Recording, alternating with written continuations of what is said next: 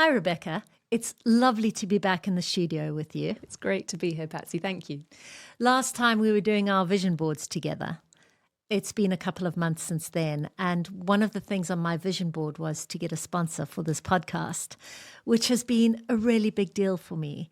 So Congratulations. Thank you. So thank you to AJ Bell, the sponsor. I'm thrilled to bits. And Patsy, you're not the only one. We've had so many listeners who have contacted us with their great news. And actually, I've also had 2 or 3 really fantastic things happen in my world. So what a wonderful thing it was. We got to make them together. And then today we're speaking to Catherine Hurley Arbibe. She's a British entrepreneur who read medicine at Oxford before pivoting into modelling, which is a world apart in almost every single way from sleepy Oxford. She later returned to focus on health and science again as she founded New Road 30, all about gut biome, which is very much within your realm of interest. So I've been completely fascinated by the microbiome for some time. I think it's quite rare, or I would say that, although of course we're now looking at the brain as well in hugely more detail, but it's quite rare that there's almost a new organ discovered. You know, a decade ago, we barely understood the relevance of the microbiome and the trillions of bacteria in it, whereas now, of course, we know it touches almost every aspect of health, from physical health, mental health, dementia, whether you're able to deal with a toxic load of life. I mean, so much is governed by this. And there's so much better science now around what's beneficial for it. And what's incontrovertible is that it's plants, as many different plants as we possibly can. And here's Catherine, who has had this journey from medicine through modelling. Then as she hit motherhood, actually, she started to come back, and she's now developed this brand, this sachet of freeze-dried vegetables that you can add readily. And I'm excited to talk to her about it. Let's get on with the conversation with Catherine. Let's begin. Welcome to The Wobbly Middle, a podcast for women rethinking their careers in midlife. Hi, Catherine. Thank you for Patsy. joining us. My pleasure. And lovely Rebecca. Thank you to be both. here. Starting with you, Catherine. You won a place at Oxford, which is a really tremendous achievement. And you must have committed a lot of your sort of growing up time with that in mind. But then you had this other pull towards an equally exciting and challenging area, and that was your modelling. Do you remember how you felt when you were trying to manage the two and thinking, I'm going to have to choose between one or the other? I'd worked very, very hard, but for the sake of my work, I suppose. And there was never an aim to get to Oxford. And I remember at one stage thinking it was really about medicine. I loved biology, I suppose. I was always interested in health, but then it was really a love of biology, which became a real love of chemistry. And then when you start to think about what you might do, it felt right because it was about the sciences, it was about health. I love finding solutions, so I liked that aspect. So then you're at Oxford, you're studying, and you have the call of another opportunity. Yeah. I started modelling at 14. I won a competition with Storm in London, and then I was kind of doing bits in the holidays. And that was more, especially in the early days, it felt more like that happened to me rather than something which I was actively working towards or like an expression of my work. It was really hard because I loved my work, I loved my study, and I was completely aware of how unusual an opportunity it was to model, to travel, and then other things that came, which I wasn't really aware of at the time. But when I look back, I think it was an enormous opportunity, even just in terms of negotiating contracts and working, learning how to, as a model, you're the one that moves around and you're often entering into a team which is very established. So photographer, assistant, stylist, makeup artist, hairdresser, and it's often the model that's moving around. So you learn quite quickly, I suppose, how to adapt and how to fit. And it is a skill that's transferable. Yeah, how to read a room. How to read a room, maybe, yeah. How to look great on camera is a skill I wish that's That's my podcast. Rebecca, it's all about the lighting. I know. And what But sort of age were you when the sort of crunch moment came? Is it going to be medicine? Is it going to be? Yeah, it didn't really happen like that. So I'd started modelling and I was doing it in the holidays, and there were enormous benefits to that start in life, but there was also a price to pay. In some ways, your development is arrested, your social development maybe, because people are aware of what you're doing and you're often absent. I would often do a day at school and then travel into London for castings and then come back, or work at the weekend or every single holiday. It does form you in some ways, and That started early. It felt like a pull away from my studies, but I was trying to keep them both going in parallel. And it was entirely possible in some ways, but it was ultimately down to the fact that it was time limited, I think. So the modelling was time limited. Yeah, so actually I thought I'll take a year out from Oxford, and that became 2 years and 3 years. It's so much better now, our idea of fashion and beauty and character and things like that is so much broader, which is brilliant. But at the time it was age limited, so it felt like something to take now or not. And whereas now, very happily, people work a lot older, and it would have been possible to complete my studies and then do it or not. But that's how it was. And you did have a very long career as a model. Yeah. So did you feel that when you started doing less modelling, were you feeling drawn to something else, or... It overlapped with motherhood quite a lot. I worked very intensely for a long period of time, so could be on 3 different continents within a week. You were literally just moving around all the time. And then as I got a little older, work slowed down anyway. There was just less, even though I was still working very well, there were just less jobs. And then after our first child was born, that was when I really started to love it, because I wasn't like hopping around all the time. So if I did a job, I'd go 2 days early and take him and my mum and then stay a couple of days afterwards. So that was really, really nice. The pace was just lovely. And it wasn't until he started school, actually, that was a defining time, because I felt that I had missed a lot of school for modelling and I didn't want him to do the same. Wonderfully, you said that there is not so much anymore kind of an age necessarily, but did you find that either psychologically or physically, or just that your fit into that world changed, or just not at all? It was actually... I felt more content working. Yes. So in a way, it was very positive. I didn't really love, hopping about from country to country, often alone.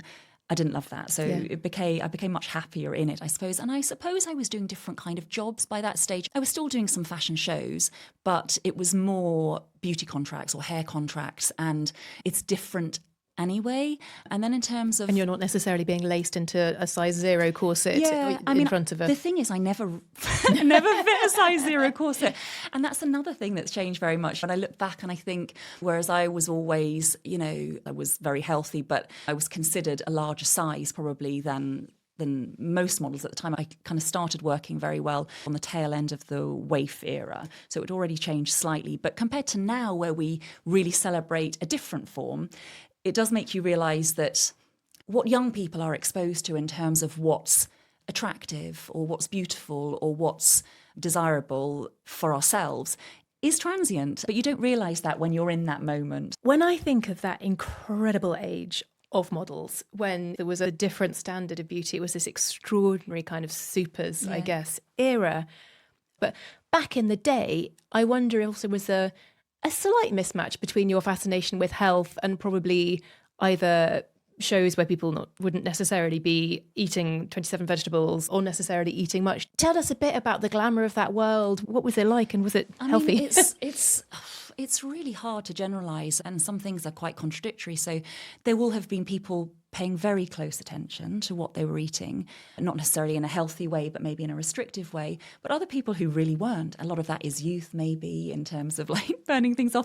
Yeah, you have the impression Kate Moss is basically Kate Moss. I didn't want to name names, but so much of her beauty is about the fact that she's so natural. I'm thinking in particular when she was younger. I don't know so much now how she lives, but I observed a little when she was younger. And so much of her beauty is about how natural she is and how authentic she is and how she's not monitoring and manipulating her image in a way. And that includes, I suppose, how she lives and how she eats and how she dresses and that kind of thing. And I suppose certainly with someone like her, the charisma when you're enormous. In a room with her is just off the charts, and the way she steps into all the different roles and the acting. But it feels really like that is her. She lives it. Mm-hmm. And I suppose looking back, I can see that I was working when I was doing a job, whereas people, I can see some people, like Kate Moss is a very good example, where she lives it really well and that comes across. I suppose I can see even more clearly now, but I already felt it probably at the time. I feel that I was a little protected in terms of what was required of me, maybe, by the fact that I always had this really, really strong pull in serious studies. I think it was sort of a buffer, maybe, in many ways. And I was also very lucky with my agencies that I had and have. I didn't feel a pressure. That's fantastic. Yeah.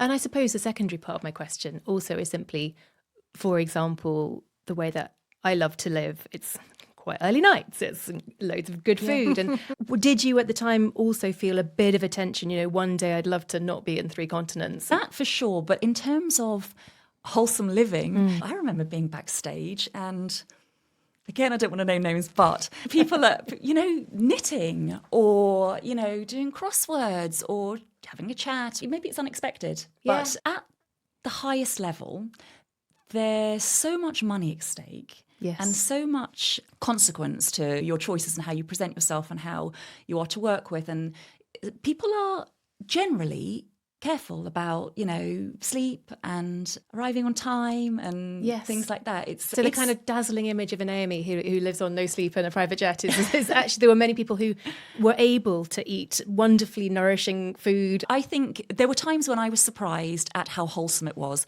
And it was also because it was so different to what people might have expected. And I remember thinking, school or uni, maybe it's not that healthy. Medical school. Doctor. I love the full circle. I love the protection that your belief in your own brain had. I think. I not think that sure, is a but wonderful I thing. think, yeah. I also love that you've come full circle back to the science. Yeah. How did gut health first come onto your radar? Right the way through, so even through modelling years and through early years of motherhood, anything that popped up around health or medicine, I just found it very interesting. And I think, again, it's a lot about timing. As the children grew and there was a little bit more space to find my way back to something which I felt really energised by, that I came across the gut microbiome. So we've known about the gut for a long time and the importance in health, but the kind of thinking around the gut being essentially a new organ was very new and really exciting. And the connection between the gut and the brain. And the connection between the gut and the brain. So the gut microbiome, the friendly bacteria basically ferment soluble fibre and produce short-chain fatty acids and synthesize some vitamins and lower inflammation and program our immune system. And they do so many things, such far-reaching things, that it felt, initially it was just bit nerdy, just like so exciting and important. And then I came across the American Gut Project, which is the first study really which talks about how eating 30 different fruits and vegetables, plant foods basically, a week gives you a more diverse gut microbiome than people who have 10 or fewer. And I started then to think about me and within our family and what we do, thinking it would be healthier probably than it actually was. We were eating a lot in terms of quantity, but not really in terms of variety. So that's when I started to make this blend up fresh, thinking about how could I get that variety of vegetables which aren't maybe even accessible actually sometimes, but to have that daily but not necessarily taste it, especially not with breakfast. So I started working on a fresh blend, and then as I spoke to people and started realising that other people thought that would be kind of cool to have too, I started to think about how this could be offered commercially. It's so easy, isn't it, to think you're eating healthy, but actually have your salmon and your broccoli, your avocado, your 3 plants and your bananas, and actually you add it up, and at the end of the week, no matter how hard you've tried, you kind of hit a grand total of 11. Yeah, I think it's definitely possible if you concentrate on it. There are some weeks where it just isn't. Like this week has been nuts work-wise, and I catch myself having, toast again or, cereal again, just because I don't have time, and you need just a little bit of headspace to get what you need. One of the things that I think is full of such huge potential and also full of such kind of disappointment and or snake oil and or actually harm is the world of supplements. Yeah. And obviously you're in a slightly different stream. I wonder, did you ever think about being a supplement per se, or were you always going to be, how would you call it, a food state? It's a whole food supplement, and it's something which I thought really a lot about. And there were lots of different reasons why it arrived at this end product. When I first started looking into the world of supplements, I found it really quite scary in many respects. Totally. Oh my God, there's so many things to say. My head's just bursting. But it's one of the reasons why I was saying to Patsy earlier that doing a startup, it's so exciting. There are so many really great things about it, and some things are really tricky. And social media is the trickiest thing. And part of that is because I know what I want to say, and I think it's really important, but I feel nervous about saying it because I think often people come looking for supplements or some sort of supplementation because they're already in a position where there's an aspect that, an element of need, I suppose, and vulnerability. And I find that responsibility enormous. It's really difficult to get it right because you really want to share your message and share your thinking and why you think it's a good thing, but not exaggerate it in any way or present or scare people or into scare buying it. people, because there's enough that's scary in the world. Yeah. What are the basics we need to be doing at our age to take care of our gut health? Yeah, so for me, around food and around developing the supplement, it was very much, I actually want to take food. I don't really want to take a tablet. And not that there's anything inherently wrong with them, but I don't like the feeling of swallowing a capsule or tablet, and tablets often also contain lots of things which are not very good for you, sometimes actively the quite actual bad for you. casing, The right, casing, number one, and also the sort of binding and the filling and all of that. So I didn't want that at all. I wanted it to be organic because, especially when you in the drying process where you remove the water, any effect of pesticides is enhanced. And I wanted it to taste good. I wanted it to have lots of berries and lots of beans. I wanted it to look like it tasted. So there were lots of criteria, and I wanted it to be 100% natural. I didn't want isolated nutrients and enhanced nutrients. I wanted it to be in the way in which our body recognises food. So those aspects around food I wanted to meet. Hold your next thought. I'm just going to pause because I think perhaps a lot of people wouldn't realise that the food state, for example, if I take a synthetic vitamin C, all the cofactors and the enzymes and everything which make it bioavailable aren't necessarily there. So a synthetic vitamin C can stuff up your vitamin C receptor, but actually not give you what you need. You can be detrimental spending your money like that. Or if, for example, nutrients are working in pairs. Yes. If you take two more than you need of one particular, vitamin or mineral, it may be that it then will use up, its pairing Omega-3 and 6 being a really classic example. So it's better to stick to food where you can. And that's not to say that there aren't times when it's very important. I've recently had an iron infusion. And I think when you have a clinical need, you need to address it properly. And there are times when it needs to be at clinical strength. But mostly, as far as possible, I think we should be trying to get what we can from food. And I think that's also because by and large from food there is no harm, is my understanding. Whereas what I've seen a lot amongst the longevity doctors, they're like, people get really overexcited and they'll buy, a huge amount of the population is low in vitamin D or magnesium or small amounts of zinc. But for example, they'll take one thing with zinc and another thing with zinc and they'll actually be poisoning themselves. Yes, yeah. Whereas when it's food state, my understanding is you can sort of digest what you need as though you were eating. Absorb what you need. And it's how I wanted to do it. So around the food, that's what I was working towards. I was really sticking to this fibre quantity and diversity.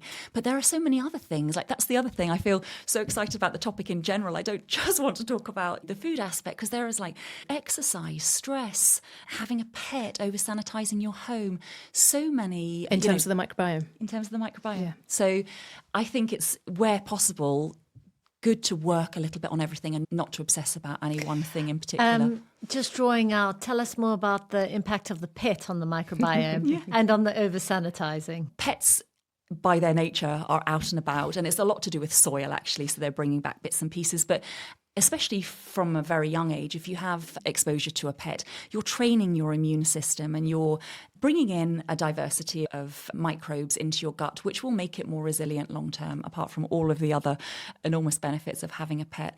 And then antibacterial sprays, and if we overdo it, we're sanitizing our experience so much so that it makes we're not training our immune system to respond, I suppose, and we're also making it a less diverse gut microbiome. So my children have a very good immune system. Very good, well done. And I think I now know why. Just back to New Road 30, I love how you came up with the name. Because that's also very personal, isn't it? Yeah, I remember brainstorming with my husband, who's my co-founder, and thinking about naturally we don't love names that are too clever, or we wanted something authentic and not working too hard, I suppose, to be too manipulative, I guess. So I started to think about what the brand needed to represent. And for me, it was really about this association with wholesome living, which is very strong for me. When we used to go to Ireland on holiday, and we would literally dig up the vegetables for dinner every night. You know, it would be like going to the fridge, but you'd literally go down to the fields and dig the potatoes and the carrots and everything. So that it really rang true in terms of the spirit of what we wanted the company to be. And New Road was in... And so my grandmother and my aunt actually still lives on New Road in Portmagee in County Kerry in Ireland. So it felt right, and it didn't feel wrong in terms of the fit for what we were trying to do. So that's how that came about. Yeah, I love it, tying back to your childhood and to the land, to the soil, yeah, to all of that good stuff. Yeah. Yeah. And then the 30 is obviously because it's got 30 plants. And you also touched on working with your husband. Yes. Yeah. Tell us more. Well, I came to this whole project through, I guess, a love of science and health and food, and then worked on that for quite a long time. And then it became something much bigger than I expected. I kind of thought I'll do the formulation, get a website, and off we go. But it's not that simple, it turns out. And there's just so much to do. You know, I've worked with some of the world's most recognisable brands since very, very young. So you pick up stuff, you learn what you like, what you don't like, what works, what doesn't work. In terms of branding? In terms of branding, yeah, and authenticity and things like that. And I think I am okay at recognising what rings true and what doesn't, but I'm not so drawn to it in terms of creating, I suppose. And my husband is very, very good at that, and he was happy to help initially, and then as it became bigger and bigger, he was enjoying it also. So we decided actually this is probably something we should both work on properly together. We know each other so well, and I know his strengths and he knows mine, and as we move along we're a bit better also about separating that out. At the very beginning we were both across every little detail, and that wasn't that efficient, but it means that you shortcut a lot of things because you have a language of how to speak and an intuition. So that's very good. What's trickier is that you end up talking about work all the time and thinking about work all the time. Overall, it's very, very positive, even in terms of combining it with family life. So sometimes he can cover for me, sometimes I can cover for him. That's a very good arrangement. I also think it's lovely we so rarely get to see our partner's strengths in the workplace and what they bring. And I think that's lovely to see, wow, he's really good at that. And, that's true. And equally for him to see like, wow, she's amazing. I love that bit where you... It's true. So my parents ran a sorbet and ice cream business together. Wow. And it was the dream childhood because I could see that mutual respect between them. And actually I always would work there, and it felt such a family enterprise. I always felt like I had a role and a responsibility, and I could stick the labels on the tubs. But it's important, it needs to be done. And it's quite and it needs to be done lovely... properly. And if you could look back to the you that was at your kitchen table, what would you say are some of the key learnings? Yeah. Like instinctively, I want to say just get going quicker kind of thing, to get it out there, get feedback, respond. It's that whole I must learn for a year. Kind of, or I just want to be ready. But having said that, in another way, it's important to be ready and to feel that your offering is correct and good enough, and also timing it with family life. It was a change from being completely available to having moments of distraction in the early days, and that grows, and it's important for everyone to adjust to that. The children, most importantly, I suppose. But it was a crowded space for sure at the time, not so much in gut health, that sort of come later. But I feel like you can get very lost if you're looking at what you need to do. And I have found it very helpful to just stay very true to what I think I want and what I think is helpful, and to try to respond to our customers or to people who really are invested and interested, not so much to what other people are doing, because you can find such a variety of things on offer, some of which I really would not want to be or do. And I guess there's a really true authenticity to the product because it is completely something that you were looking to solve a hole in your own life for your family, and it just happened to have this huge resonance. And looking forward, which path do you see the New Road taking? There's the immediate future. I want to get better at communicating with people, with our customers, with people who have come to it through a deep interest in food or wellness. So that's a real priority. And also, I suppose, to reach other people who potentially are interested. And that comes from money, I suppose, in some ways, because we're totally stretched in terms of timing. So we need help, and we are getting some help, but it's mostly on an outsourced basis. We are bringing in some help for social media, which is really important. And they're the immediate things. And yeah, we're going to probably go out to raise some money, and that will be very helpful because until now it's been self-funded. And then I always kind of wanted from the beginning to have sort of 3 strains to the business. So direct to customer through our website and through our social communication. And then a retail presence, which is really helpful in many ways. I love going into store and meeting customers and getting such immediate feedback and seeing what people think. And then this third aspect of collaborations and working with businesses. So we would like to continue with those 3 avenues, have more of a presence in the UK and then maybe eventually beyond. Well, we will certainly be cheering you on from the sidelines. Thank you. And then you also had some really exciting news recently. Do you want to tell us about that? Very recently, we had the very happy news that from September, we'll be doing a collaboration with Gale's Bakery and Coffee House. Our blend is going to be included in a breakfast offering.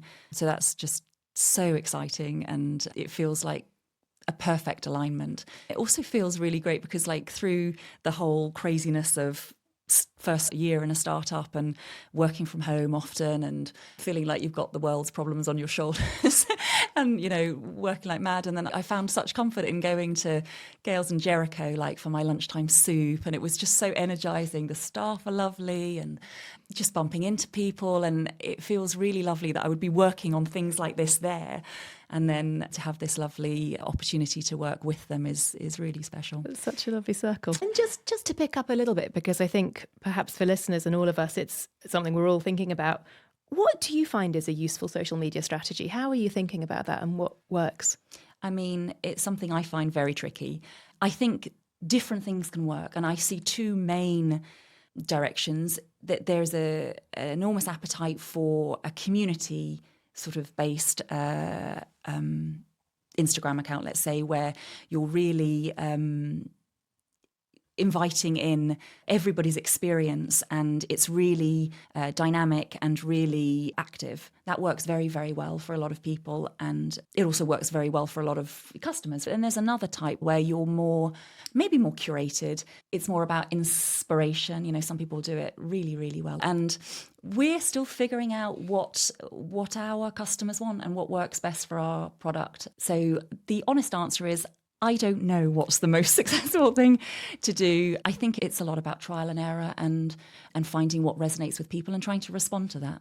And actually finding what resonates. I have resonated with you've been doing a clean edit, is that what you call it, these ones? Tell us just recently, a little. Yeah, we started a clean edit living, and that was more personal, I suppose. But it fits into this idea of the New Road, this blend, I hope is really, really helpful for people to get their 30 a week in a convenient way, which tastes good. So it's a lot about convenience and it's a lot about trying to be helpful. But I do see it as one aspect of living well. And I think, you know, personally, I also really value exercise and time outdoors and time to connect and invest in relationships and sleep and managing stress, I suppose, and also clean living in what are your top many 3 respects. clean living that actually work? So I became quite aware about, you know, coated pans and things like that and cooking utensils, and I just found once I was aware of it, I just really didn't want to be using them. Or obviously you can't eliminate it completely if you eat out at all, but no non-stick pans. No, we prefer ceramic and cast iron. And I think, again, it doesn't have to be drastic. I think you shouldn't necessarily throw out everything you have and replace them. But as they need replacing, where you can, I think it's a good thing to do. And I did something on a lovely local shop in Oxford, Optics of Use, and they had the most beautiful things. But, you know, IKEA are also fabulous for this kind of thing. Or the IKEA glass or whatever it is, Pyrex containers with the wooden lids. Yeah, and for their cooking dishes and for their pans. And so I think that's important. So that's one thing. More recently, I've been thinking about, you know, I was always so rubbish about sunscreen and actually even moisturising or anything, but I'm trying to be better. So annoying, says the supermodel. And so sunscreen is something which I've recently realised I ought to do. sunscreen, so probably we're talking a little bit about chemical versus mineral, Exactly, right? yeah. So the So- chemical actually reacts in your skin. I've known for a while that I should be wearing sunscreen, but I just felt there was something about putting chemicals on my face every day that I just didn't really want to. So I kind of wanted to, but I didn't want to, and I would just end up postponing doing it.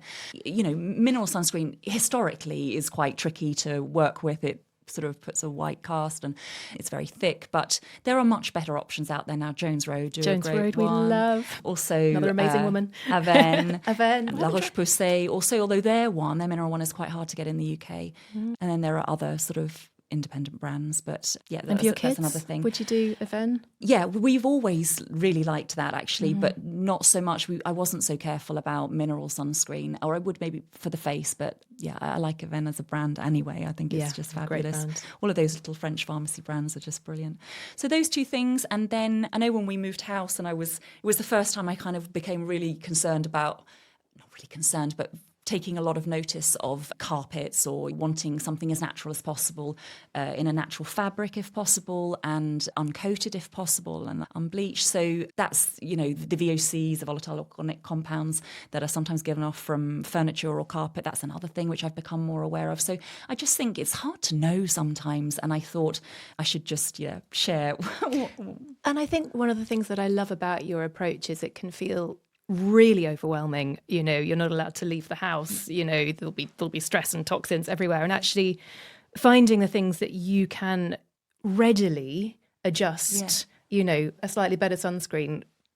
Perhaps is there much fibre in your sachets? Yeah, so it's a high fibre blend. So it's because that also draws out microplastics. Is that right? That's right. Yeah. Well, you know, it's new research. The new research is very keen on fibre, and yes, and it does look like that it has a positive effect in eliminating microplastics, which is another huge.